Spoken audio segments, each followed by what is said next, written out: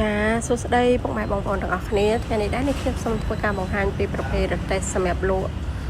កាហ្វេនិងអាហារសម្រន់មួយឈុតចាដែលភ្ញៀវរបស់យើងគាត់បានកំងណាមួយឈុតនេះដែរគឺថ្មីប្លែកទៀតដែរចាព្រោះដោយសារយើងបាញ់ថ្នាំពណ៌របៀបគ្រីមហើយនឹងបិទរូបភាពពណ៌គ្រីមដូចគ្នាចាអានេះខាងក្រោយគឺយើងមានកាំងមានអីដាក់ធុងតកកដូចយើងរត់ដងអញ្ចឹងចាហើយកន្លែងនេះគាត់ដាក់ក្បាលចក្រានមួយទុកដាំទឹកដាំអីអញ្ចឹងណាខាងក្នុងយើងមានចោះធុងតកកមួយខាងលើយើងមានតលើមានអីដាក់អីបានដូចតែយើងអត់ដងអញ្ចឹងចាខាងមុខក៏យើងមានកាងដាក់ធុងតកកហើយក៏ដាក់ជើងធុងហ្គាស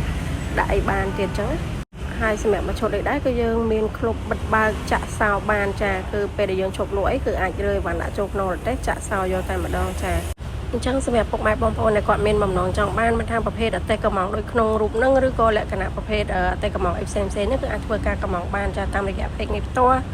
ឬក៏តាមរយៈលេខទូរស័ព្ទដៃរបស់ខ្ញុំ3ខ្សែនៅក្នុងវីដេអូនឹងបានចាហើយឥឡូវនេះវីដេអូរបស់យើងក៏មានតែប៉ុណ្្នឹងទេក៏អរគុណច្រើនចំពោះការជឿជាក់និងគាំទ្រមកលើ page មេរៀនសិប្បកម្មធ្វើតែគ្រប់ប្រភេទយើងខ្ញុំផងដែរចាហើយក៏អរគុណសម្រាប់ការទស្សនាវីដេអូមួយនេះយើងនឹងជួបគ្នានៅវីដេអូក្រោយៗទៀតចាបាយ